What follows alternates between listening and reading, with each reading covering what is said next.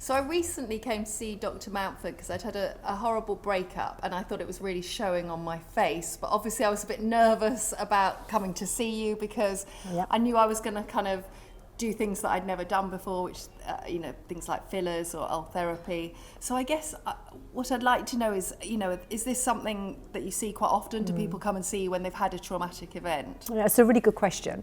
So I think a lot of people actually think that cosmetic medicine's for vain, vanity obsessed people, and actually in my experience nothing could be further from the truth.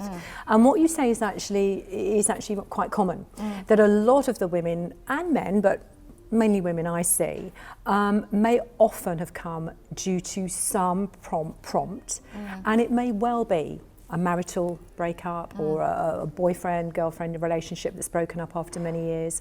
Even bereavement, actually.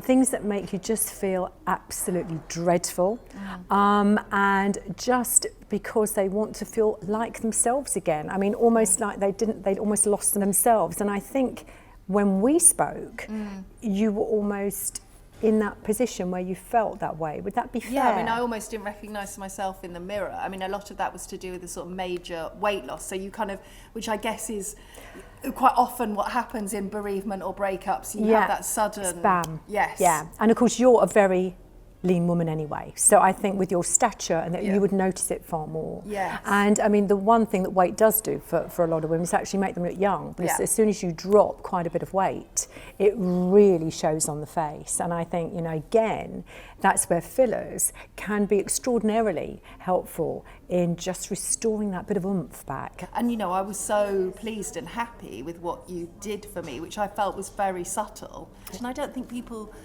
necessarily think about that when they think about the fillers. They think of the cheeks, don't they? And they think of these lines here, but just that's the thing you did first, I think, and it had a massive effect. Yeah, so we're talking now about treatment strategies and the way treatments have moved on over the years. And I think the difference between that was then, this is now, is that in the past, a treatment would be very simplistic with fillers. We would just literally fill lines. We would literally fill lines and wrinkles. And actually, going back a good few years, which is when I started, that was sort of good enough. That's what people expected.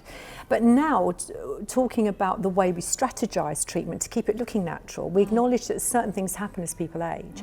And particularly with you, for example, who'd lost weight quite quickly and it had been a big shock and all of that, was actually because you're a lean woman, where you would often lose facial volume is in the temple area. This is an area with very slim women, myself included. You see that almost caving in of the top part of the face, and a lot of people wouldn't associate that with aging at all. They wouldn't even think about it.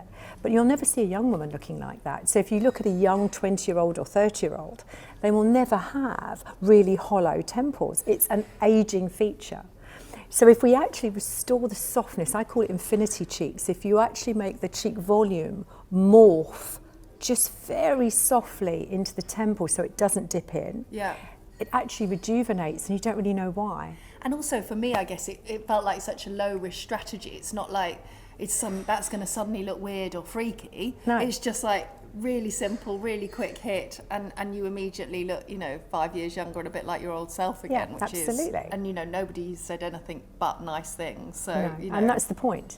And I've always got this this saying, and I roll this saying out whenever I can, but it's so true. It's holding someone in aesthetic suspended animation. I mean, good treatment should be imperceptible. It's a bit like makeup. And I think the thing about good cosmetic medicine, and particularly in the situation you were in, is just more to restore something that's been lost, a bit of facial volume, but also just enhance and beautify, give you, I suppose, the mojo back, give you your mojo back. So the idea with doing a temple treatment that morphs into the cheeks is it also gives you some support and lift to the eyebrow, so you look more awake, more your eyes are more open, but no exaggerated look, none of that.